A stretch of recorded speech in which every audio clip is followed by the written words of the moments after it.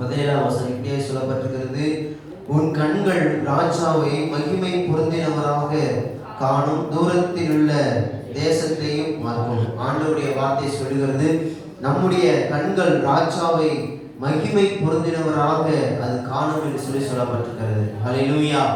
எத்தனை பேருக்கு அப்படிப்பட்ட விசுவாசம் இருக்கிறது? ஹல்லேலூயா! ஸ்தோத்திரம்.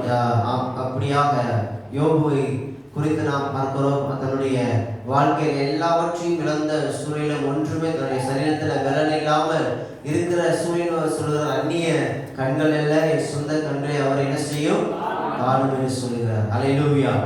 ஸ்தோத்திரம். அப்படி என்று சொன்னால் நம்முடைய வாழ்க்கையில நமக்கு ஒரு நம்பிக்கை இருக்கிறது. ஒரு நாள் ஆண்டவராய் இயேசு கிறிஸ்துவை நாம் முகமுகமாக நாம் சந்திப்போம் என்கிற நம்பிக்கை நம்முடைய வாழ்க்கையில் இருக்கிறது. எத்தனை பேருக்கு அந்த நம்பிக்கை இருக்கிறது?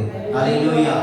ஸ்தோத்திரம். இன்னைக்கு பார்க்கிறோம், அநேக ஜனங்கள் அநேக பாதைகளை ஆண்டவரை தேடி, கடவுளை தேடி, கடவுளை ஆண்டவரை எப்படியாவது ரீச் பண்ணணும், எப்படியாவது சேர்ந்து அவரை கண்டுபிடிச்சிடணும், எப்படியாவது ஆண்டவர்கிட்ட என்ன செய்யணும், ஆசீர்வாதத்தை பெற்றுக்கணும், உண்மையான ஆண்டவரை என்ன செய்யணும் கண்டுபிடிக்கணும் அப்படின்னு சொல்லிட்டு நிறைய முயற்சிகள் இன்னைக்கு பார்க்குறோம். இந்த இந்தியாவில் இந்த யூபி பக்கத்தில், அந்த ஆற்று பக்கத்தில், கங்கை நதி பக்கத்தில் எவ்வளோ கோடிக்கணக்கான ஜனங்கள் எப்படியாவது அவருடைய வாழ்க்கையை என்ன செய்யணும், கடவுளை அறிந்து கொள்ளணும் அப்படின்னு சொல்லிட்டு எவ்வளோ முயற்சிகள் எடுக்கிறாங்க.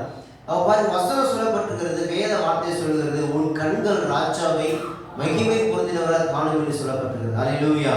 இந்த உலகத்துல எந்த ஒரு புத்தகத்துல, எந்த ஒரு கோட்பாடு, எந்த ஒரு ஞானிகளுடைய கருத்துக்கள் இருந்தாலும் சரி, எந்த ஒரு வழிபாடாக இருந்தாலும் சரி, யாருக்கும் இல்லாத ஒரு நம்பிக்கையை இந்த வேத புத்தகம் நம்முடைய வாழ்க்கையில மறுமையை குறித்து சொல்லப்பட்டிருக்கிறது. ஹல்லேலூயா!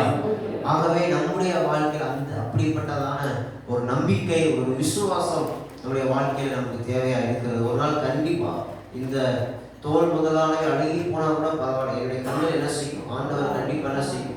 யோபு சொல்கிறது போல அப்படிப்பட்ட நம்பிக்கை நம்முடைய வாழ்க்கையில இருக்கணும். இன்னைக்கு அநேக ஜனங்கள் என்ன செய்கிறார்கள், ஆண்டவரை தேடுகிறார்கள், ஜபத்துக்கு எத்தனையோ கூட்டங்களுக்கு வருகிறார்கள்.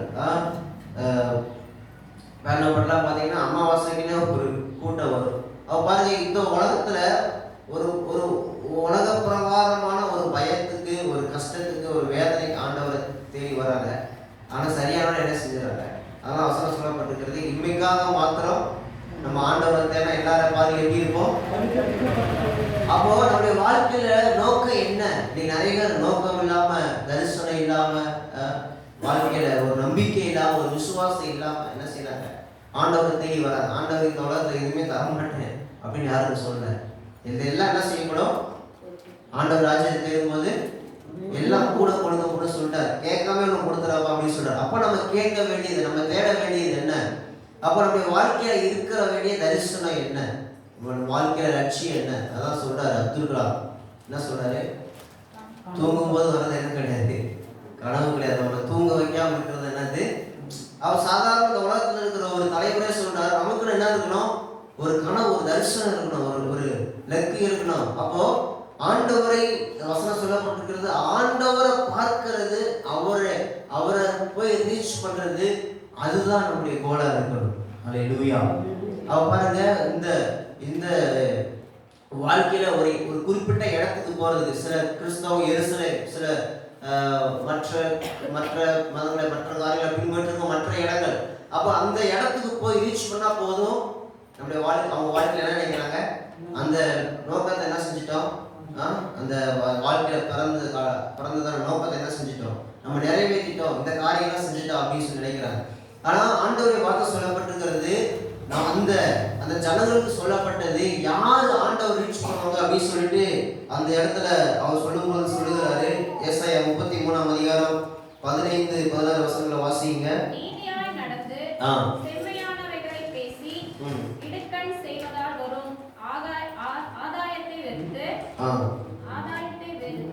பரிதானங்களை வாங்காத படிக்கு தன் கைகளை உதறி ரத்தம் சிந்துவதற்கான யோசனைகளை கேளாத படிக்கு தன் செவியை அடைத்து பொல்லாப்பை காணாத படிக்கு தன் கண்களை மூடுகிறவன் எவனோ அவன் உயர்ந்த இடங்களில் வாசம் பண்ணுவான்.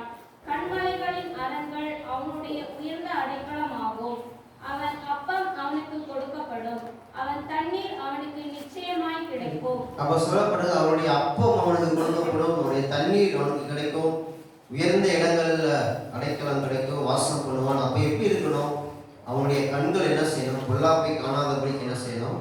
மூடுகிறவனா இருக்கணும். அப்போ பாருங்க, அவனுடைய கண்கள் எவ்வளவு பத்திரமா, ஒரு சாதாரண ஒரு கண்கள் ஒரு ஆப்ரேஷன் பண்ணோம்னா எவ்வளவோ ஆயிரக்கணக்கில் லட்சக்கணக்கில் செலவு பண்ண வேண்டியது. பாருங்க, அந்த கடவுள் கொடுத்ததான அந்த மிகப்பெரிய ஒரு ஆசீர்வாதம் நம்முடைய கண்கள். அது இல்லைன்னா அந்த உலகத்தில் எதுவும் என்ன செய்ய முடியாது, நம்ம பார்க்க முடியாது. அப்போ நம்முடைய வாழ்க்கையில அந்த இன்னைக்கு பார்த்தீங்கன்னா சின்ன பிள்ளையா இருக்கும்போது சொல்லுவாங்க, டிவி என்ன செய்யக்கூடாது, கிட்ட போய் என்ன செய்யக்கூடாது, பார்க்கக்கூடாதுன்னு சொல்லுவாங்க. ஆனால் இன்னைக்கு டிவியை விட பல மடங்கு அதிகமான வெளிச்சம் என்ன செய்யுது, இந்த ஃபோனில் இருக்குது. அந்த ஃபோனை பிள்ளைங்க என்ன செய்யறாங்க, கிட்ட வச்சு என்ன செய்யறது.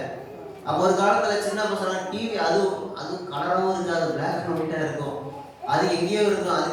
அது கிட்ட போய் தான் சேனல், ரிமோட்டும் கிடையாது. சின்ன பசங்களாக இருக்கும்போது கிட்ட போய் என்ன செய்யணும், ஒரு 12 சேனல் தான் இருக்கணும், அதுக்கு மேலே மாற்றவும் முடியாது. ஏன்னா ஒரே ஒரு ஆண்டனா இருக்கும், அதில் அந்த வயலும் வாங்கும் அதெல்லாம் போட்டு ஒரே ஒரு சேனல் தான் இருக்கும். அதை தவிர வேற எதுவும் பார்க்கவும் முடியாது. அதெல்லாம் கிரிக்கெட்டு, அதெல்லாம் நியூஸு, ஒளி எல்லாம் ஒரு தான்.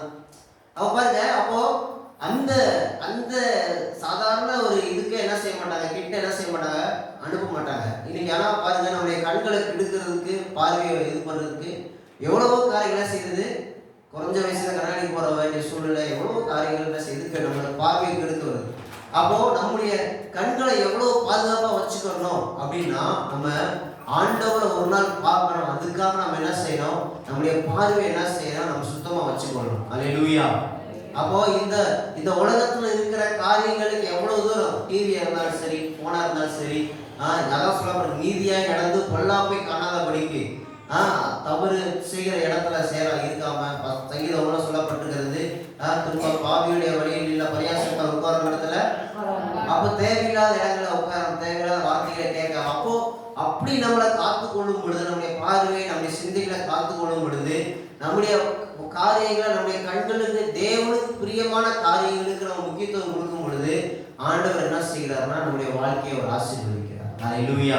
நம்ம இருந்த இடங்கள்ல வாசம் பண்ணுவார். பொல்லாப்பை காணாதபடி, தேவையில்லாத காரியங்களை பார்க்காதபடி, நம்முடைய கண்களை யாரெல்லாம் நம்ம நினைக்க, நம்ம இதை பார்க்கறதுனால, இதை செய்யறதுனால, இங்க போறதுனால, டிவி முன்னாடி உட்காந்து சீரியலை பார்க்கறதுனால, சினிமாவுக்கு போறதுனால, இன்டர்நெட்டில் உட்காந்து நேரம் செலவழிக்கிறதுனால நம்ம என்ன ஆக போகுது அப்படின்னு சொல்லி நினைக்கலாம். ஆனால் வசனம் சொல்லப்பட்டிருக்கு, யாரெல்லாம் இந்த உலகத்துடைய காரியங்களை விலக்கி ஆண்டவருக்கு முக்கியத்துவம் கொடுக்குறாங்களோ அவர்களுடைய வாழ்க்கை உயர்ந்த இடங்கள்ல வாசம் பண்ணுவாங்க சொல்லப்பட்டிருக்கு. அல்லேலூயா.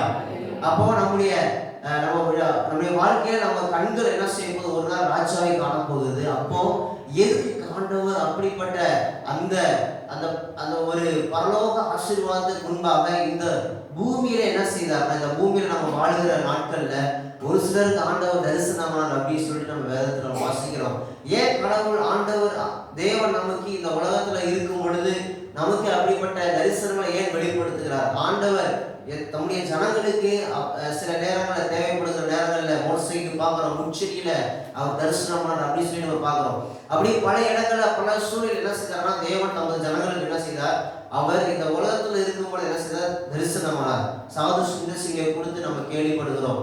அவர் அந்த ஒரு நாள் இரவு, நான் காலையில் 5 மணிக்கு நான் எழும்பும் பொழுது 5 மணிக்கு எழும்புவதற்குள்ளாக ஆண்டவருக்கு தரிசனமாகணும். உண்மையான கடவுள் ஒருத்தர் இருந்தார்னா அவர் என்ன செய்ய, எனக்கு தரிசனமாகணும். இல்லை 5 மணிக்கு நான் அந்த ஓடுகிற ட்ரெயின்ல விழுந்து என்ன செய்திருவேன், மறுத்து போயிடுவேன் அப்படின்னு சொல்லி என்ன செய்தார்னா ஒரு நாள் அவர் சொல்லியிருக்கிறார்.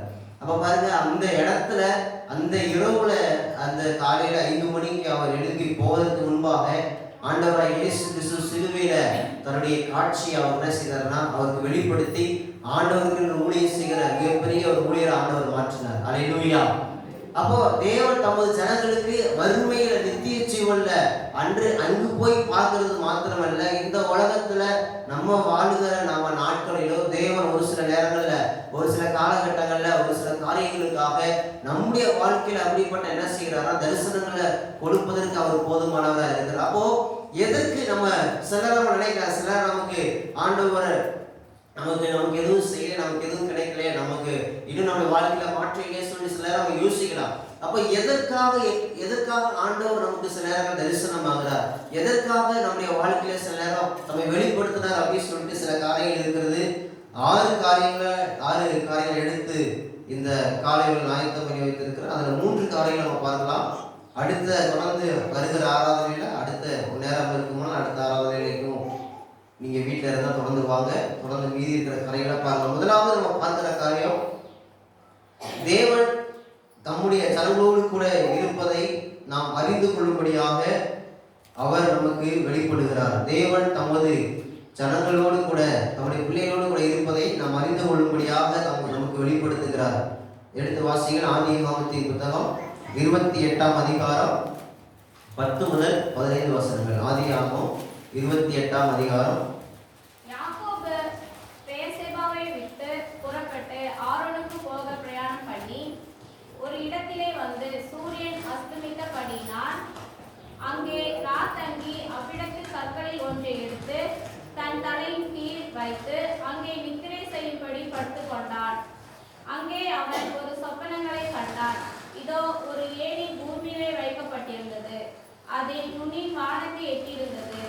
அதிலே தேவதூதர் ஏறுகிறவர்களும் இறங்குகிறவர்களுமாய் இருந்தார்கள். அதற்கு மேலாக கர்த்தர் நின்று, நான் உன் தகப்பனாகிய ஆபிரகாமின் தேவனும் ஈசாக்கின் தேவனுமாகிய கர்த்தர். நீ படுத்திருக்கிற பூமியை உனக்கு உன் சந்ததிக்கும் தருவேன். உன் சந்ததி பூமியின் தூளை போல் இருக்கும். நீ மேற்கையும் கிழக்கையும் வடக்கையும் தெற்கையும் பரம்புவாய். உனக்குள்ளும் உன் சந்ததிக்குள்ளும் பூமியின் வம்சங்கள் எல்லாம் ஆசீர்வதிக்கப்படும். நான் உன்னோடே இருந்து நீ போகிற இடத்தில் எல்லாம் உன்னை காத்து இந்த தேசத்துக்கு உன்னை திருப்பி வர பண்ணுவேன். நான் உனக்கு சொன்னதை செய்யும் அளவு உன்னை கைவிடுவதில்லை என்றார். இந்த இடத்துல நம்ம பார்க்கிறோம், நமக்கு தெரிந்த சம்பவம், யாக்கோபு தன்னுடைய சகோதரனுக்கும் பயந்து தன்னுடைய அப்பா அம்மாவுடைய வார்த்தையின்படி அவர் என்ன செய்கிறார், லாபான் இடத்துக்கு என்ன செய்கிறார், போகும்படியாக பெயர்செபாவை விட்டு ஆரானுக்கு போகும் பொழுது அவர் தன்னுடைய வாழ்க்கையிலே அந்த இரவுடைய ஒரு இடத்துல படுத்து நித்திரை செய்யும் பொழுது தேவன் இடத்துல என்ன செய்கிறார், தேவதூதர்கள் ஏறுகிறவர்களும் இறங்குகிறவர்களுமாய் இருக்கிற ஒரு தரிசனத்தை கொடுத்து அதற்கு மேலாக ஆண்டவர் இயேசு கிறிஸ்து கர்த்தர் நின்று அவரோடு பேசுகிறார் என்று சொல்லப்பட்டிருக்கிறது. அப்போ பார்க்கிறோம், முதலாவது நம்ம பார்க்கிறோம், அந்த இடத்துல நம்ம பார்க்கிறோம் 10-11 வசனங்களை பார்க்கிறோம். ஒரு இடத்துல வந்து சூரியன் அஸ்தமித்தபடினால் அங்கே ராத்தங்கி அவிழ்த்து கற்களில் ஒன்றை எடுத்து தன் தலையின் கீழ் வைத்து அங்கே நித்திரை செய்யும்படி படுத்துக்கொண்டான் என்று சொல்லப்பட்டிருக்கிறது. அப்போ முதலாவது அந்த இடத்துல நம்ம பார்க்கிற காரியம், அந்த பாதையில அந்த இரவுல இதுவரைக்கும் அவர் கடந்து செல்லாத ஒரு பாதை. இதுவரைக்கும் அவர் எப்படிப்பட்டவராக இருந்தாரு, யாக்கோபு தன்னுடைய தாயோட, தன்னுடைய தகப்பனோட, தன்னுடைய குடும்பத்தோட ஒரு அழகான ஒரு கூடாரத்துல தன்னுடைய வேலைக்காரங்க, தன்னுடைய மந்தை, இப்படிப்பட்டதான ஒரு அழகான ஒரு எல்லா வசதிகளும் எல்லா ஆசீர்வாதங்களும் எந்த குறைவும் இல்லாம ஒரு நல்ல ஒரு வாழ்க்கை.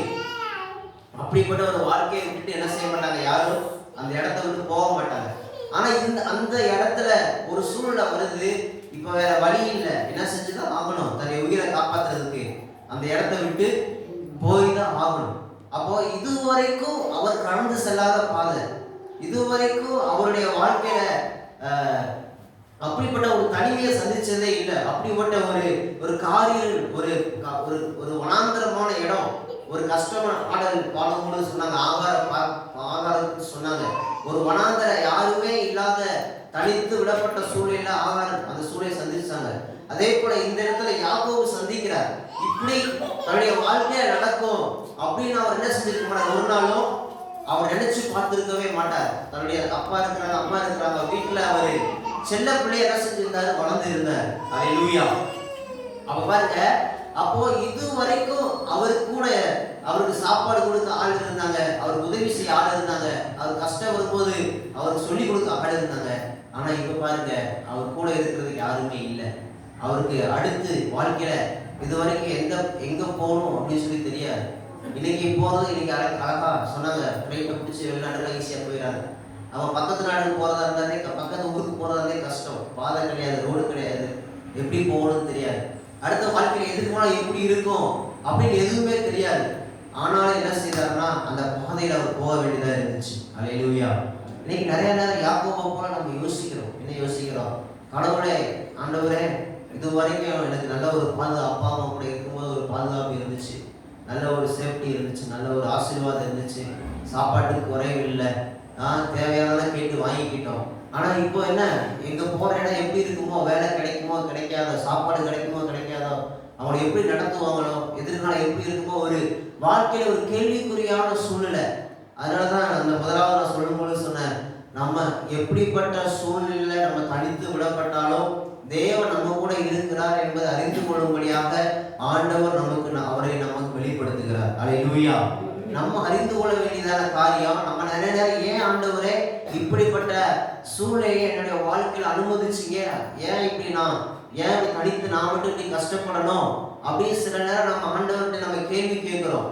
ஆண்டவர், இது வரைக்கும் நல்லா தானே போயிட்டு இருந்துச்சு, திடீர்னு எனக்கு ஏன் இப்படி பிரச்சனை, ஏன் எல்லாரும் என்னை கை விட்டுட்டாங்க, யாரும் எனக்கு ஏன் உதவி செய்யறது இல்லை, ஏன் எல்லாரும் என்னை தனித்து விட்டுட்டாங்க, எங்க அம்மா ஒருவேளை என்னை காப்பாத்திருக்கலாமே, எங்க அப்பா எனக்கு ஒருவேளை உதவி செய்திருக்கலாமே, எனக்கு ஏன் இப்படிப்பட்ட நிலைமையை அனுமதிச்சிங்க அப்படின்னு சொல்லி நம்ம நிறைய நேரம் நம்ம வேதனைப்படுறோம். நம்ம ஆண்டவரை குறித்து நம்ம கேள்வி கேட்கிறோம், ஆண்டவர்கிட்ட நம்ம கேட்கிறோம். அப்போ அப்படிப்பட்ட சூழ்நிலையில ஆண்டவர் என்ன செய்யறாரு? பயப்படாத, நான் கூட இருக்கிறேன் அப்படின்னு சொல்றாரு. ஆண்டவர் சொல்றாரு, நான் உனக்கு சொன்னதை செய்யும் அளவு உனக்கு கைவிடுவதில்லைன்னு சொல்லி ஆண்டவர் சொன்னார். அல்லேலூயா. ஸோ அப்படிப்பட்ட எல்லாராலும் கைவிடப்பட்ட மறக்கப்பட்ட சூழ்நிலை வந்தாலும், நம்முடைய அறியாத பாதையை நம்ம நடத்தினாலும், வசனம் சொல்லப்பட்டிருக்கிறது, வனாந்திரத்துல வழியையும் அவாந்திரங்களில் அவர்களையும் உண்டாக்குவேன் என்று சொன்ன தேவன் நம்ம கூட இருக்கிறார். அல்லேலூயா. அதனால எங்க போனாலும் சரி, இந்த பூமியின் கடையாந்திரத்துல போனாலும் சரி, தாவீது சொல்லுகிறார், நான் கடலுக்கு அடியில போனாலும் ஆண்டவர் என் கூட இருக்கிறார் அப்படின்னு சொல்லி சொல்லுகிறார். அதனால பாக்குறேன், யோனா தன்னுடைய வாழ்க்கையை முடிஞ்சு போயிடுச்சு, எல்லாம் தூக்கி இந்த கடல் நடுவில் போட்டாங்க, அவ்வளவுதான் வாழ்க்கையை முடிஞ்சிருச்சு அப்படின்னு நினைச்சாரு. நம்ம வாழ்க்கையை முடிஞ்சிருச்சுன்னு சொல்லி நினைச்சா கூட அந்த இடத்துல மீனை வச்சு கூட ஆண்டவர் நம்மளை காப்பாற்ற முடியும். அல்லேலூயா. அதனால ஆண்டவர் எப்படிப்பட்ட சூழ்நிலை வாழ்க்கையை அனுமதிச்சாலும் சரி, நம்ம உலகத்துக்கு எந்த மூலைக்கு போனாலும் சரி, கர்த்தருடைய சித்தம் நம்ம ஆண்டவர் நம்ம கூட இருக்கும் பொழுது, ஆண்டவருடைய விருப்பம் நம்ம மேல, சித்தம் நம்ம மேல இருக்கும் பொழுது, தேவனுடைய வார்த்தையின்படி நம்ம செய்யும் போது ஆண்டவர் நம்ம கூட இருக்கு. நம்மளுடைய வாழ்க்கையில எந்த பாதையா இருந்தாலும் சரி, அந்த பாதையிலிருந்து நம்மளை உயர்த்துவதற்கு அவர் சொல்லுகிறார், வெறும் கையா என்ன செய்த கடந்து போன 2 பரிவாரங்களை உடையவன் அவன் சொல்லி சொல்லும்போது, இன்றைக்கு நம்முடைய வாழ்க்கையில வெறும் கையா இருக்கலாம், ஒன்றுமே இல்லாத நிலைமையா இருக்கலாம், ஆண்டவர் நம்ம கூட இருந்தா போதும், எல்லாம் நமக்கு பின்னாடி தேடி வரும். அல்லேலூயா. அப்போ நம்முடைய வாழ்க்கையில இப்ப இருக்கிற பிரச்சனைகளை பார்த்து, இப்ப இருக்கிற மரண பள்ளத்தாக்கை பார்த்து, இப்ப இருக்கிற வேதனைகளை பார்த்து நம்ம என்ன செய்யக்கூடாது? ஒரு நாள் சோர்ந்து போகக்கூடாது. 2வது சொல்லப்பட்டிருக்கிறது, 1-2 வசனங்களை வாசிங்க.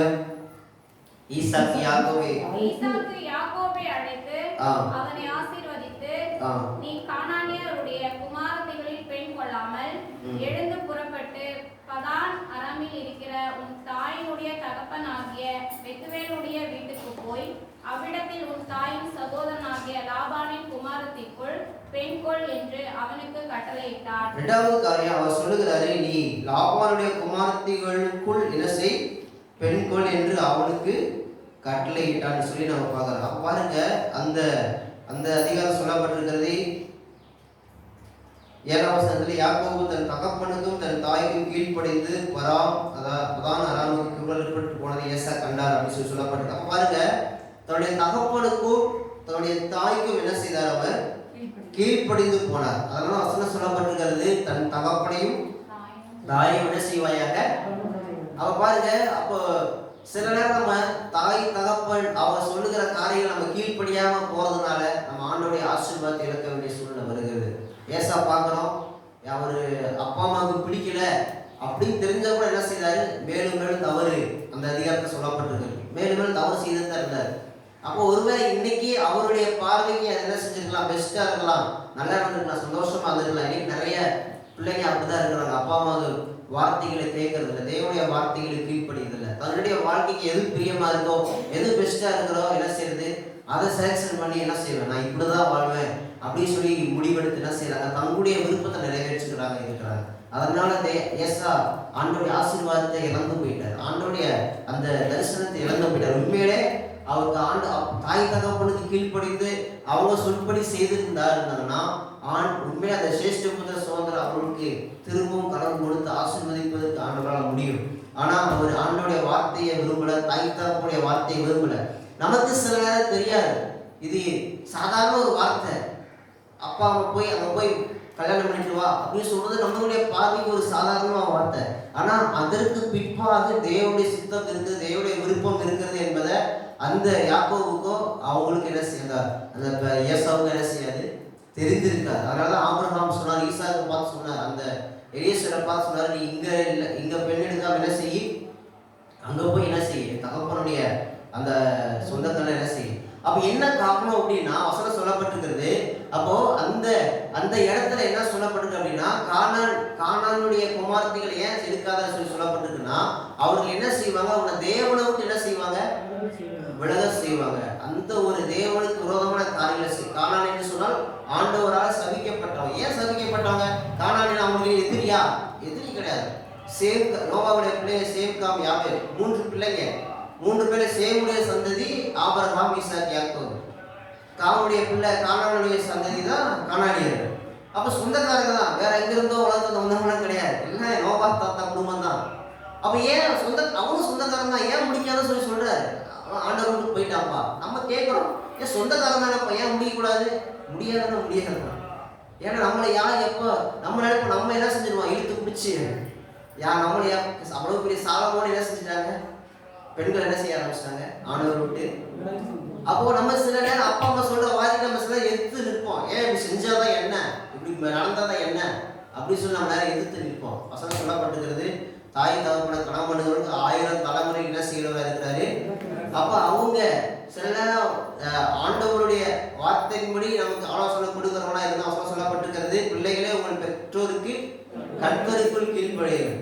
அப்போ ஆண்டோடைய விருப்பத்தின்படி, ஆண்டோட சித்தத்தின்படி, ஆண்டோடைய வார்த்தையின்படி, தேவனுடைய சட்டத்தின்படி தாய் தகப்பன் சொல்லுகிற காரியங்களுக்கு நம்ம கீழ்ப்படியும் பொழுது அதற்கு பின்பாக இருக்கிற ஆசீர்வாதங்களை ஆண்டவர் கொடுக்கிறவராக இருக்கிறார். அல்லேலூயா. அப்போ அவருடைய வார்த்தைக்கு என்ன செய்தார், அவர் கீழ்ப்படினார். சொல்லப்பட்டிருக்கிறது 28ஆம் அதிகாரம் 13ஆம் வசனம்.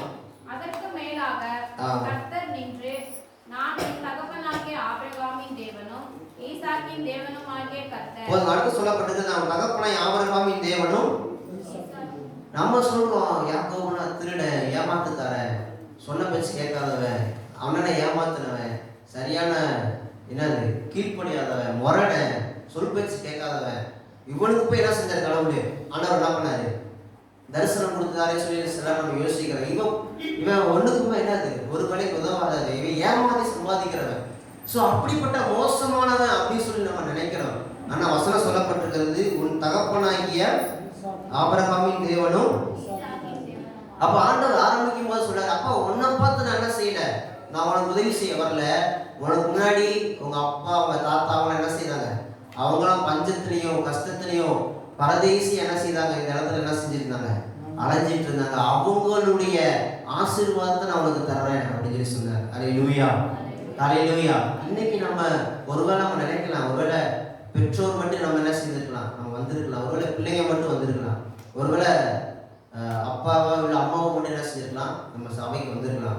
ஆனா பாருங்க, அந்த இடத்துல சொல்லப்பட்டிருக்கிறது, யாக்கோபு மோசமானவன் தான், நல்லவன் கிடையாது, அவன் பரிசுத்தவான் நீதிமான் கிடையாது. அவன் என்ன ஒருவேளை அப்பா அம்மா கீழ்ப்படிந்தாலும் அவன் ஆண்டோடைய பார்வைக்கு அவன் பல தவறுகளை செய்தவன் தான். ஆனால் அப்படிப்பட்டவனுக்கு என்ன பண்ணாது, ஆண்டவர் என்ன பண்ணாரு, அவன் கூட என்ன செய்யறேன் இருக்கு அப்படின்னு சொன்னான். அப்போ அப்படிப்பட்டவனுக்கு ஏன் அப்படி ஆண்டவர் கூட இருந்து ஹெல்ப் பண்ணணும் அப்படின்னு சொல்லி பார்த்தோன்னா, அவங்க தகப்பனாரு அவங்க தாத்தாவும் என்ன செய்தாங்க, ஒரு காலத்துல அந்த காரண தேசத்துல பரதேசியா கடந்து படாத பாடுபட்டு ஆண்டவர் நம்பி என்ன செய்தாங்க, கஷ்டம் எல்லா கஷ்டமும் என்ன செஞ்சாங்க, ஏற்றுக்கொண்டு என்ன செய்தாங்க, ஆண்டவருக்காக விசுவாசத்தோடு வாழ்ந்து மறைத்தாங்க. அல்லேலூயா. அப்போ ஒருவேளை நமக்கு தெரியாது, இன்னைக்கு நம்ம குடும்பத்துல இருக்கிறவங்க பிள்ளைகளோ இல்ல பேர பிள்ளைங்களோ இல்ல நம்ம சுற்றி இருக்கிறவங்களோ நம்ம நினைக்கலாம், இவங்கெல்லாம் மோசமானவங்க, இவங்கெல்லாம் உருப்பட மாட்டாங்க, நம்மளே சில நேரம் திட்டிருப்போம், நீ எல்லாம் என்ன செய்ய மாட்டேன், ஒண்ணுக்கும் உதவ மாட்டேன், ஏன் உனக்கு படிப்பு வராது, நீ எல்லாம் பிறந்ததே வேஸ்ட். ஒருவேளை நம்ம என்ன செஞ்சிருக்கலாம், பெற்றோரே நம்மளே நம்ம சொல்லிருக்கலாம். ஆனா பாருங்க, நம்ம பார்க்கிற விதம் வேற, ஆண்டவர் நம்மளை பார்க்கிற விதம் வேற. அல்லேலூயா. அப்ப இன்னைக்கு அவங்க மோசமானவங்களா இருக்கலாம், இன்னைக்கு அவங்க ஒரு வார்த்தைக்கு கீழ்ப்படியாதவங்களா இருக்கலாம், இன்னைக்கு அவங்க சபைக்கு வராதவங்களா இருக்கலாம், இன்னைக்கு அவங்க ரட்சிக்கப்படாதவங்களா இருக்கலாம், இன்னைக்கு ஆண்டவர் அறியாதவங்க, ஆண்டவருக்கு விரோதமானவங்களா இருக்கலாம். ஆனா நம்ம விசுவாசிக்கும் பொழுது, நம்ம ஜெபிக்கும் பொழுது, ஒருவேளை நம்முடைய நாட்டில் இல்லைன்னா கூட நமக்கு பின்பாக நம்முடைய சந்ததியில கர்த்தர் ஆசீர்வதித்து வருவராக இருக்கிறார். அல்லேலூயா, உன்னை நிமித்தம் நான் உன்னை என்ன செய்யறேன், அவங்களுக்கு உதவி செய்யறேன். அவங்க அப்பா உங்க தாத்தா அவங்க என்ன செய்யறாங்க, விசுவாசத்தோடைய வார்த்தைக்கு என்ன செய்யறாங்க, கீழ்ப்படிந்து வந்தாங்க. அதனால சொல்லப்பட்டிருக்கிறது பெற்றோருடைய ஆசீர்வாதம் பிள்ளைகளின் மேன்மை அவர்கள் பிதாக்களை சொல்லப்பட்டிருக்கு. அப்போ நம்ம சேர்த்து வைக்கிற மிகப்பெரிய சொத்து தங்கமோ வெள்ளியோ பணமோ வீடோ எல்லாம் என்ன செஞ்சிடும் ஒரு நாள். சாலமோன் அவ்வளோ கிட்டத்தட்ட எவ்வளவோ அவங்க வீட்டில் ஒரு நாளைக்கு 10 ஆடு, எத்தனையோ ஆடு மாடு எவ்வளவோ அடித்து சாப்பிட்டு எவ்வளோ சந்தோஷமா இருந்தார். அவருடைய நாட்களில் வெள்ளிய கற்கள் போல என்ன செய்தார், சேர்த்து வச்சிருந்தார். ஆனால் கடைசியில் நம்ம சந்ததி என்ன பண்ணுச்சு, சிறையிருப்புக்கு தான் போச்சு. கடைசியில் ஒன்றும் இல்லாமல் கையில் விலங்கு போட்டு போனோம். என்ன காரணம், நம்ம சேர்த்து வைக்கிற தங்கம் அவங்கள காப்பாற்றாது, நம்ம சேர்த்து வைக்கிற வெள்ளியை அவங்கள காப்பாற்றாது, நம்ம சேர்த்து வைக்கிற சொத்து அவங்கள காப்பாற்றாது. ஒரு நாளைக்கு எல்லாம் அவங்கள விட்டு கடந்து போகும். ஆனால் நம்ம அவங்களுக்காக ஜெபிக்கிற ஜெபம், அவங்களுக்காக வடிக்கிற கண்ணீர், அவங்களுக்காக நம்ம ஆண்டவர் பாதத்தில் இருக்கிறது ஒரு நாள் அவங்க ஆண்டவருக்குள்ள கொண்டு வரும். ஹல்லேலூயா. எத்தனை பேர் விசுவாசிங்க? ஹல்லேலூயா. ஸோ அப்படிப்பட்ட அவர்கள் நிமித்தம் என்ன பண்றாருன்னா கர்த்தர் நம்ம என்ன செய்யறார், நம்முடைய நிமித்தம் நம்முடைய சந்ததிக்கு என்ன செய்யறார், வெளிப்படுத்துகிறார். அடுத்து சொல்லப்பட்டிருக்கிறது 12ஆம் வசனத்தை வாசிங்க. அங்கே அவன் ஒரு சொப்பனம் கண்டான். இதோ ஒரு ஏணி பூமியிலே வைக்கப்பட்டிருந்தது, அதன் நுனி வானத்தை எட்டி இருந்தது, அதிலே தேவதூதர் ஏறுகிறவர்களும் இறங்குகிறவருமாய் இருந்தார்கள். அங்க சொல்லப்பட்டிருக்கிறது அதிலே தேவதூதர்கள் ஏறுகிறவர்களும் இறங்குகிறவர்களுமாய் இருந்தார்கள். அதனால ஏன் அந்த காரியங்களை ஏன் ஆண்டவர் வெளிப்படுத்துறாரு அப்படின்னு சொல்லிப்பாங்க. ஆண்டவர் மட்டும் அந்த தரிசனமாகல, அங்கே தேவதூதர்கள் ஏறுகிறவர்களும் இறங்குகிறவருமாய் இருந்தாங்க. இது வெறும் ஆரம்பம் தான். அவங்க பாருங்க, நீங்க ஆதியாகமத்துல அந்த யாக்கோபுடைய கதையை தொடர்ந்து நீங்க படித்து கடைசி வரைக்கும் பார்த்தீங்கன்னா எத்தனையோ முன்னர் தேவதூதர்கள் அவரை ஹெல்ப் பண்ணதை நம்ம பார்க்க முடியும். ஹல்லேலூயா. இன்னைக்கு இந்த உலகத்துல இருக்கிற வல்லமைகளுக்கு, பிசாசுடைய காரியங்களுக்கு, சத்துருடைய வல்லமைகளுக்கு என்ன செய்யறாங்க, ஜனங்கள் பயப்படுறாங்க. இன்னைக்கு அதை பார்த்து என்ன செய்யறாங்கன்னா என்ன பண்றாங்க, இதெல்லாம் நம்ம மேற்கொள்ள முடியாது, சத்துருவை நம்ம மேற்கொள்ள முடியாது. குடும்பத்துல போராடுகிற ஒருவேளை குடியின் ஆவியா இருக்கலாம், ஒருவேளை சந்தேகத்தின் ஆவியா இருக்கலாம், ஒருவேளை பலவிதமான பிசாசின் போராட்டமா இருக்கலாம், பலவித கடன் பிரச்சனையா இருக்கலாம், பலவித தரித்திரமா இருக்கலாம், பலவித காரியங்கள் நம்ம குடும்பத்துல காணப்படலாம். இதெல்லாம் நமக்கு என்ன செய்யுது, இதெல்லாம் நம்ம ஜெயிக்க முடியாது அப்படின்ற சூழ்நிலைக்கு நம்ம கடந்து போயிடும். ஆனா பாருங்க, அந்த யாக்கோபு 14 வருஷம் அந்த பிசாசு மாதிரி லாபான் எல்லாத்தையும் புடிய வச்சிருந்தான். ஆனா தேவன் ஒரு நாள் இறங்கி ஒரு பிளானை மட்டும் தான் கொடுத்தாரு. 14 வருஷம் சம்பாதிக்காத 6 வருஷத்துல கடவுள் கொடுத்தாரு. ஹல்லேலூயா. ஒருவேளை பிசாசு நமக்கு தர வேண்டிய ஆசீர்வாதத்தை நம்ம கஷ்டப்பட்டு வேலை செய்யலாம், கஷ்டப்பட்டு நம்ம காரியங்களை செய்யலாம், அது எல்லாத்தையும் ஒரு பக்கம் அவன் அபகரிச்சு வச்சாலும் ஆண்டவர் தமது தூதனை அனுப்பி சிங்கத்தின் வாயவே கட்ட முடியும்னா எல்லாரும் சத்துரு வல்லமை கட்டுவதற்கு அவர் போதுமானவராக இருக்கிறார். ஹல்லேலூயா. ஹல்லேலூயா. கடைசியாக அந்த யாக்கோபு தன்னுடைய வாழ்க்கையை அறிந்து கொண்டார். ஆதியாகமம் 35ஆம் அதிகாரம் 3ஆம் வசனத்தை வாசிங்க. நாம் எழுந்து பெத்தேலுக்கு போவோம் வாருங்கள். எனக்கு ஆபத்து நேரிட்ட நாளில் என் விண்ணப்பத்துக்கு உத்தரவு அருளச் செய்து நான் நடந்த வழியிலே என்னோடு கூட இருந்த தேவனுக்கு அங்கே ஒரு பலிபீடத்தை உண்டாக்குவேன் என்றான். சொல்லுகிறாரு, நான் அந்த இடத்துல சொல்லும்போது சொல்லுகிறாரு, தன்னோட கூட மற்ற உங்களிடம் எத்தனாவது வசனம்? 3ஆம் வசனம். நாம் எழுந்து பெத்தேலுக்கு போவோம் வாருங்கள், எனக்கு ஆபத்து நேரிட்ட நாளில் என் விண்ணப்பத்திற்கு உத்தரவு அருளி செய்து நடந்த வழியில் என்னோடு கூட இருந்த தேவனுக்கு அங்கே ஒரு பலிபீடத்தை. ஆமென். ஹல்லேலூயா. அப்ப இந்த காரியங்கள்லாம் இதுவரைக்கும் ஆண்டவர் அவர் கூட இருந்து அவர் ஆசீர்வதித்ததுனால நான் ஆண்டவருக்கு என்ன செய்வேன், ஒரு பலிபீடத்தை, ஒரு ஆராதனை ஏற்படுத்துவேன் அப்படின்னு சொன்னது போல ஆண்டவர் ஒரு நாள் நம்முடைய வாழ்க்கையை நம்ம குடும்பமாக நம்ம சபையில ஆராதிக்கும்படியாக கர்த்தர் நம்முடைய வாழ்க்கையில அவர் நம்முடைய வாழ்க்கையை ஆசீர்வதிப்பதற்கு நம்மை நடத்துவதற்கு ஒரு போதுமானவராக இருக்கிறார். ஹல்லேலூயா. ஆகவே தேவன் யாக்கோபுக்கு வெளிப்பட்டதான காரணம், நீ போகிற எல்லா பாதையிலும் எப்படிப்பட்ட சூழ்நிலை வந்தாலும் நான் உன் கூட என்ன செய்கிறேன் இருக்கிற, நான் உனக்கு சொன்னதை செய்யணும் கைவிடுவதில்லை சொன்ன வார்த்தையின்படி நம்முடைய வாழ்க்கையில் இப்படிப்பட்ட எல்லா விதமான சூழ்நிலையும் எதை குறித்து நம்ம பயப்படாம நம்ம தொடர்ந்து விசுவாசத்தோடு நம்முடைய வாழ்க்கையில் ஆண்டவர் கூட இருக்கிற நம்பிக்கையோட நம்ம முன்னேறி செல்லும் பொழுது கர்த்தர் என்ன செய்கிறார், தேவன் நமக்கு துணையா இருந்து நமக்கு வர வேண்டிய எல்லா நன்மையும் கொடுப்பதற்கு போதுமானவராக இருக்கிறார். ஹல்லேலூயா. ஸ்தோத்திரம். தொடர்ந்து 2வது நம்ம சீக்கிரம் நம்ம பார்க்கலாம். என்னாகமத்தின் புத்தகம் 24ஆம் அதிகாரம் 15-16 வசனங்களை வாசிங்க. அவன் தன் வாக்கியத்தை எடுத்துரைத்து பேயோரின் குமாரன் பிலேயாம் சொல்லுகிறதாவது, கண் திறக்கப்பட்டவன் உரைக்கிறதாவது, தேவன் அருளும்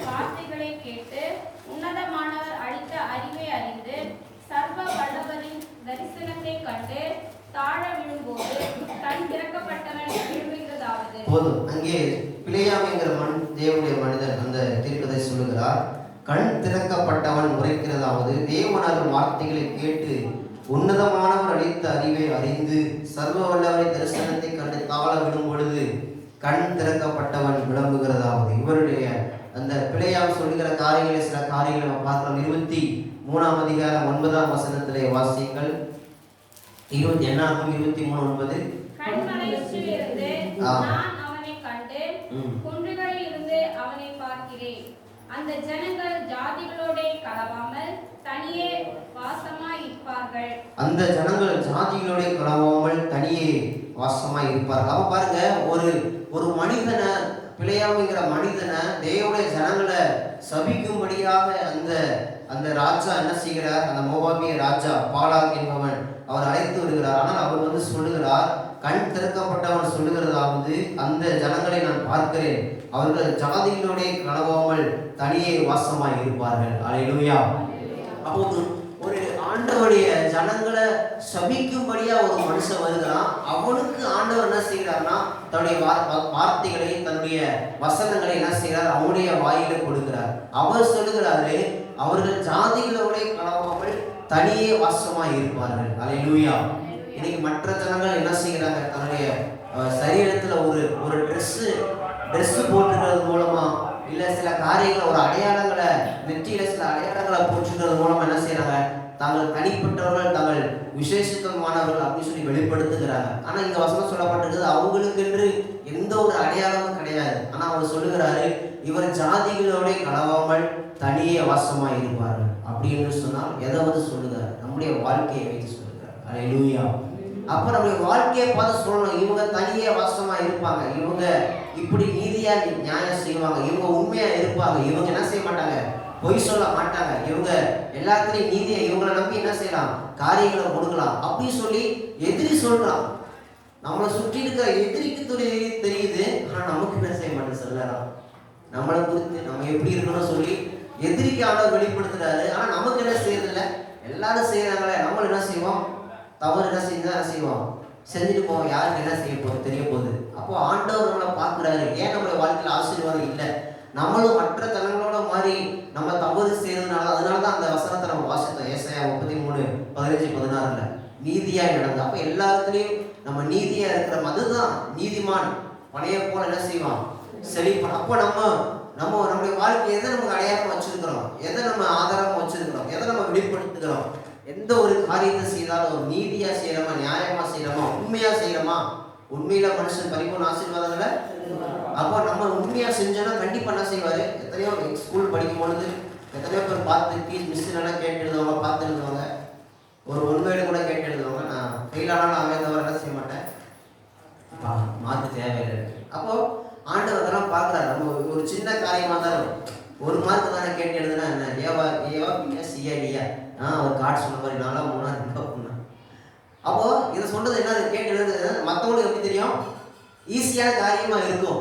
அப்போ நம்ம ஆண்டவர் பார்க்குறாரு அப்படின்ற எண்ணம் நமக்கு இருக்கா? ஆண்டவர் கூட இருக்கிறாரு சொல்லி விசுவாசிக்கிறோம். ஆனா ஆண்டவர் கூட இருந்தால் நம்ம இதெல்லாம் செய்வோமா அப்படின்னு சொல்லி நம்ம என்ன செய்யணும்? நம்ம யோசித்து பார்க்கணும். அப்போ அவங்க சொல்றாரு, இவர்கள் ஜாதிகளோட கலவாமல் தனியே. அப்ப கிறிஸ்தவர்கள் ஆண்டவர் பிள்ளைகளா, சபைக்கு போறாங்களா, இவங்க எல்லாத்தையும் உண்மையா இருப்பாங்கப்பா, இவங்க நீதியா இருப்பாங்கப்பா, இவங்க வீட்டுல சமாதானமா இருப்பாங்கப்பா, இவங்க சண்டை போட மாட்டாங்கப்பா, இவங்க சந்தோஷமா இருப்பாங்கப்பா அப்படின்னு சொல்லி நம்மளை குறித்து மொத்தமா சொல்லணும். அப்ப எதிரி சொல்றான், ஆனா நமக்கு என்ன சில நேரம் நமக்கு தெரியல. ஸோ அப்படிப்பட்ட காரியங்கள் எல்லாமே நமக்கு தெரிஞ்சிருக்கணும். அடுத்து சொல்லப்பட்டிருக்கிறது, சொல்லுகிற வாசிங்க. இல்ல 23ஆம் அதிகாரம் 24ஆம் அதிகாரம் 5 வாசிங்க. யாக்கோபே, கூடாரங்களும் இஸ்ரவேலே உன் வாசஸ்தலங்களும் எவ்வளவு அழகானவைகள். அவைகள் பரவி போகிற ஆறுகளைப் போலவும் நதியோரத்தில் உள்ள தோட்டங்களைப் போலவும் கர்த்தர் நாட்டின சந்தன மரங்களைப் போலவும் தண்ணீர் அருகே உள்ள கேதுரு விருட்சங்களைப் போலவும் இருக்கிறது. சொல்லப்பட்டிருக்கிறது உன் கூடாரங்களும் இஸ்ரவேலின் வாசஸ்தலங்களும் எவ்வளவு அவைகள் பரவி போகிற ஆறுகளைப் போலவும் நதியோரத்தில் தோட்டங்களைப் போலவும் கர்த்தர் நாட்டின சந்தன மரங்களைப் போலவும் தண்ணீர் அருகே உள்ள கேதுரு விருட்சங்களைப் போலவும் இருக்கிறது. அப்ப சொல்லுகிறாரு, அவங்கள பார்த்து சொல்லுகிறாரு, அதாவது அவங்களுடைய கூடாரம் அழகானவைகள் சொல்லப்பட்டிருக்கிறது. அவைகள் பரவி போகிற ஆறுகள், நதியோரத்தில் தோட்டங்கள் என்று சொல்லப்பட்டிருக்கிறது. கர்த்தர் நாட்டின சந்தன மரங்கள் என்று சொல்லப்பட்டிருக்கிறது. அப்போ நதி அருகே கேது விருட்சங்கள் போல இருக்கிறது. அப்போ நிறைய சூழ்நிலை நம்முடைய வீட்டில் நம்ம இருக்கிற இடமே குறித்து நம்ம யோசித்து பாருங்க. ஆண்டவர் பார்க்குறாரு, அவங்க சாதாரண ஒரு குடிசை, ஒரு டென்ட்டை போட்டு இருக்கிறாங்க. அவசரம் சொல்லப்பட்டது பரவி போகிற ஆறு மாதிரி நதியோரத்தில் தோட்டங்கள் மாதிரி எவ்வளவு அழகா இருக்குது அப்படின்னு சொல்லி சொல்றாரு. ஒருவேளை நம்ம இருக்கிற வாடகை வீட்டில் இருக்கிறோம், நம்ம ஒரு சின்ன குடிசையில் இருக்கிறோம், சாதாரண ஒரு வீட்டில் இருக்கிறோம். அப்படி ஆண்டவர் நம்மளை பார்க்கறது இல்லையா? மற்றவங்களாம் ஆண்டவர் அறியாதவங்க பெரிய பங்களாவில் இருக்கிறாங்க, பெரிய அரண்மனையில் இருக்கிறாங்க, எவ்வளோ ஆசீர்வாதமாக இருக்கிறான்னு சொல்லி நிறைய நம்ம யோசிக்கணும்.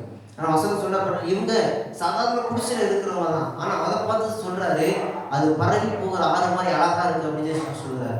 என்ன காரணம் அப்படின்னு சொல்லி பார்க்கும்போது, தேவனுடைய பிரசன்னம், தேவனுடைய மகிமை பகலிலும் இரவிலும் அவரோடு கூட இருந்தது. அல்லேலூயா. அப்ப நம்ம எந்த இடத்துல இருக்கிறோம், எந்த வீட்டில் இருக்கிறோம், எப்படிப்பட்ட சூழல் இருக்கிறோம் ஆண்டவர் பார்க்கறது இல்லை. நம்ம கூட தேவ பிரசன்னம் இருக்கிறது ஆண்டவர் பார்க்கிறார். அல்லேலூயா. அடுத்த முக்கியமான காரியம் சொல்லப்பட்டிருக்கிறது, தேவன் அவர்களை 8வது சொல்லப்பட்டிருக்கிறது, தேவன் அவர்களை ஈர்த்து புறப்பட பண்ணினார். காண்டாமிருகத்துக்கு ஒத்த பலன் அவர்கள் கொண்டு அவர்கள் தங்கள் சத்துருக்களாய் ஜாதிகளை பட்சித்து அவர் எலும்புகளை நொறுக்கி அவர்களை தங்கள் அம்புகளாலே எய்வார்கள் சொல்லப்பட்டிருக்கிறது. அடுத்து சொல்லுகிற காரியம், ஆண்டவர் அவருடைய பலன் அவர்களுக்கு ஆண்டவர் வைத்திருக்கிறார். அவர்கள் தங்களுடைய சத்துருக்களை அவர்கள் பட்சிப்பார்கள், அவர்கள் எலும்புகள் நொறுக்குவார்கள், அவர்களை தங்கள் அம்புகளால் எய்வார்கள் என்று தேவன் சொல்லுகிறார். இன்றைக்கு நமக்கு ஒருவேளை விரோதமாக சத்துருக்கள் எழும்பலாம். சத்துருக்கள் எழும்பி கூலி பொருத்தி பல காரியங்களை செய்யலாம்.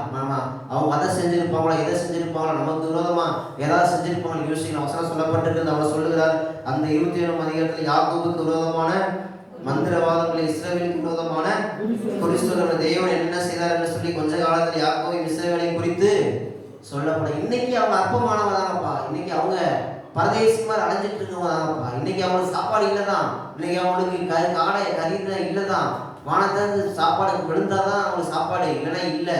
நான் அதுவும் சனிக்கிழமை அதுவும் விழுகாது, தண்ணி இருந்தால் தான் உண்டு, இல்லைன்னா தண்ணியும் குடிக்கவும் கிடையாது. இன்னைக்கு அவங்க பார்வைக்கு, எல்லா ஜனங்களுடைய பார்வைக்கு அற்பமானவங்க தான், இல்லைன்னு சொல்லல. ஆனா தேவன் என்னென்ன செய்தார் என்று சொல்லி கொஞ்ச காலத்துல நம்மளை குறித்து சொல்லப்படும். ஹல்லேலூயா. இன்னைக்கு நம்ம தான் ஜனங்களுடைய பார்வைக்கு அற்பமான அங்கிட்டு போறாங்க. அவங்க டிராவல் பண்ண பாதைகள்லாம் பார்த்தீங்கன்னா பைத்தியக்காரன் கூட அப்படி போக மாட்டான், இப்படி போவாங்க, இப்படி போவாங்க, இப்படி போவாங்க, இப்படி போவாங்க. 40 வருஷம் அப்படி அலைஞ்சாங்க. நல்ல அறிவாளி கூட அப்படி போக மாட்டான். இப்போ 4 நாள் ஒரு வருஷத்துல நடந்து போயிருக்கலாம், 2 வருஷத்துல போயிருக்கலாம். ஆனா எத்தனை வருஷம் அலைஞ்சாங்க? 40 வருஷம். நம்ம யோசிக்கிறோம், எத்தனை வருஷம் தான் இப்படி நம்ம அலைஞ்சு திரியுது, எத்தனை வருஷம் தான் நம்ம குடும்பத்துக்காக பாடுபடுறது, எத்தனை வருஷம் தான் உழைச்சி என்ன செய்யறது. அப்ப பாருங்க, இஸ்ரவேல் ஜனங்கள் அந்த எகிப்திற்காக என்ன செய்தாங்க, அந்த ராமசேஸ் பிக்தோம் அப்படின்னு சொல்லப்படுது, யாத்திரம் சொல்லப்படுது. பெரிய பெரிய பட்டணங்களை கட்டினாங்க. எவ்வளவு கஷ்டப்பட்டு ரத்தம் சிந்தி, எவ்வளவு வேர்வை சிந்தி உழைச்சிருப்பாங்க. யோசித்து பாருங்க. எவ்வளவு ஒருத்தன் குடியிருக்க போறான், நம்ம அதுக்கு நம்ம என்ன செய்யறோம், வேதனை போடுறோம் சொல்லி யோசிச்சிருப்பாங்க. ஆனா பாருங்க, அப்படி அவங்க யாருக்கோ என்ன செய்தாங்க, யாருக்கோ இருந்தாலும் பரவாயில்ல சொல்லி அழகழகா என்ன செய்தாங்க, பட்டணங்களை கட்டி கொடுத்தாங்க. ஆனா அன்னைக்கு அவங்க வேதனைப்பட்டு செஞ்சாங்க, ஆனா அதை சந்தோஷமா செஞ்சு முடிச்சாங்க. ஆனா அவங்க பிள்ளைங்க அவங்க கட்டாத பட்டணங்களையும் தேசங்களையும் சுதந்திரித்து கொண்டாங்க. அல்லேலூயா. அப்ப இன்னைக்கு நம்ம செய்யற காரியத்தை குறித்து யோசிக்கிறோம், செய்யற வேலையை குறித்து யோசிக்கிறோம். நம்ம யாருக்கோ உழைக்கிறோமே, யாருக்கோ கஷ்டப்படுறோமே, நம்ம பணத்தெல்லாம் யாரோ அந்நியர்லாம் சாப்பிட்றாங்களே, எல்லாம் கடனுக்கே போகுது, எல்லாம் ஒண்ணுமே இல்லாம போயிருதுன்னு சொல்லிட்டு நிறைய நேரம் நம்ம யோசிக்கிறோம். அவ பாருங்க, செய்யற இது என்ன, இந்த வேலை செஞ்ச என்ன, செய்யாட்டி என்ன அப்படின்னு சொல்லிட்டு நம்ம நிறைய யோசிக்கிறோம். அப்போ நம்ம படுற கஷ்டம், நம்ம பட்டணங்கள் தான் கட்டினாங்க, ஒரு 4-5 பட்டணம் தான் அவங்க கட்டியிருப்பாங்க. ஆனா கர்த்தர் அவங்க கட்டாத பட்டணங்களையும் திராட்சை தோட்டங்களையும் ஒலிவத்தோப்புகளையும் எல்லா ஆசீர்வாதங்களையும் கொடுத்தார். அல்லேலூயா. அப்போ இன்னைக்கு நம்ம படுற கஷ்டம் மனுஷனுக்கு தெரியாது, நமக்கு மேல இருக்கிற அதிகாரிக்கு தெரியாது, நம்மளை சுற்றி இருக்கிற பிள்ளைகளுக்கோ குடும்பத்தில் இருக்கிறோ தெரியாது. ஆனா கர்த்தர் அதை பார்க்கிறார். அல்லேலூயா.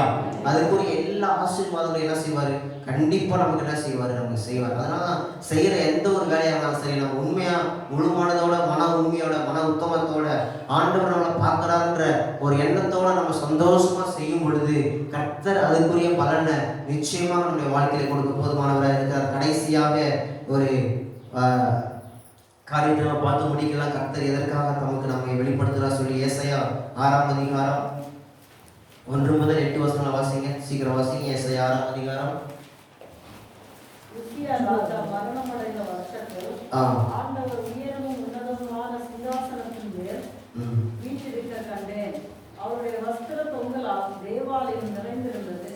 சரி, முதலாவது நம்ம பார்த்தோம், தேவன் நம்ம கூட இருக்கிறார் என்பதை நாம் அறிந்து கொள்ளும்படியாக ஆண்டவர் நமக்கு என்ன செய்தார்? தரிசனத்தை அந்த யாக்கோபு கொடுத்தார். இரண்டாவது, தேவன் நம்முடைய வாழ்க்கையில என்னென்ன செய்ய இருக்கிறார் என்பதை நாம் அறிந்து கொள்ளும்படியாக நமக்கு தரிசனத்தை பிள்ளையாக கொடுத்தார். மூன்றாவது, தேவன் நம்முடைய வாழ்க்கையிலே நம்மை கொண்டு என்ன செய்ய போகிறார் என்பதை அறிந்து கொள்ளும்படியாக கொடுக்கிறார். தேவன் நம்முடைய வாழ்க்கையிலே நம்மை கொண்டு என்ன செய்ய விரும்புகிறார் என்பதை அறிந்து கொள்ளும்படியாக அந்த தரிசனத்தை கொடுக்கிறார். ஏசாயா 6ஆம் அதிகாரம் 1ஆம் வசனம் சொல்லியிருக்கிறது, உசியா ராஜா மரணமடைந்த வருஷத்தில் ஆண்டவர் உயர்வும் உன்னதமான சிங்காசனத்தின் மேல் வீற்றிருக்கிற கண்டேன். அவருடைய வஸ்திர தொங்கலால் தேவாலயம் நிறைந்திருந்தது. இந்த வசனத்தில் நம்ம பார்க்கிற உசியா என்கிற ராஜா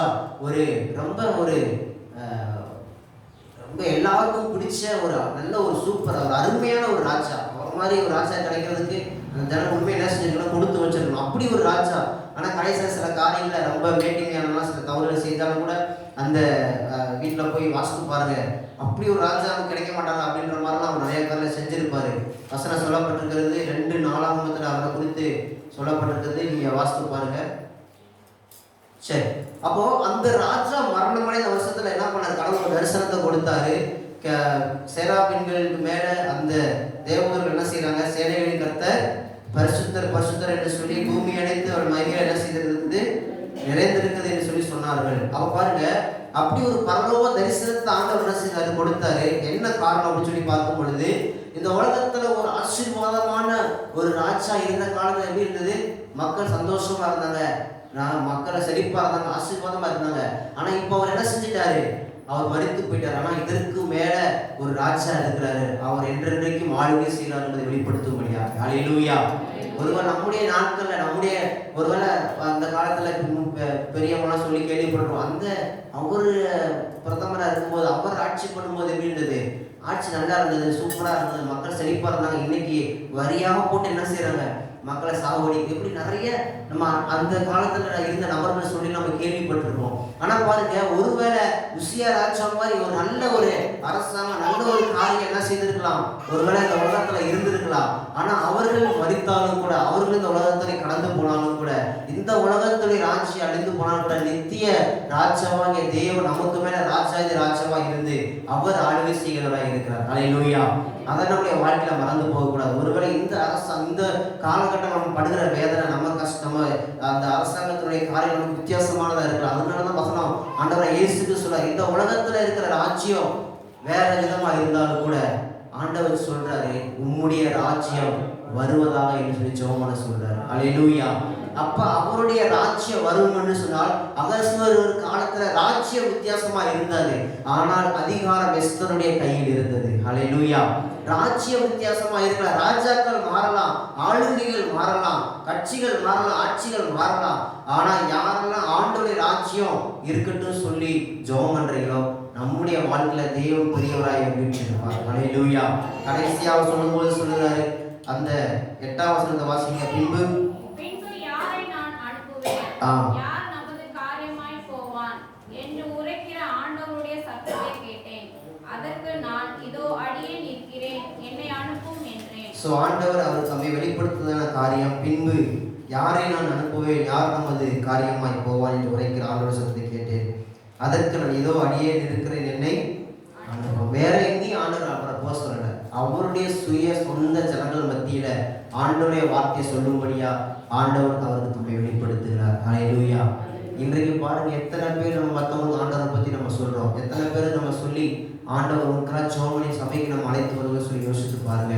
அந்த பஞ்சாப் மாநிலத்துல ஒவ்வொரு நாளும் தினமும் ஜனங்கள் தன்னுடைய வேலையை முடித்து விட்டு ஒரு 300 பேர் சேர்ந்து என்ன செய்யறாங்க? ஒவ்வொரு நாளும் போய் சாயந்தர நேரத்தில் கிராமங்களில் போய் டிராக்ஸ் கொடுக்குறாங்க. ஹல்லேலூயா. ஒரு வாரத்தில் ஒரு நாள் நம்ம கொடுக்குறதே பெரிய விஷயம். ஆனால் ஒவ்வொரு நாளும் தன்னுடைய வேலையை முடித்து விட்டு என்ன செய்யறாங்க?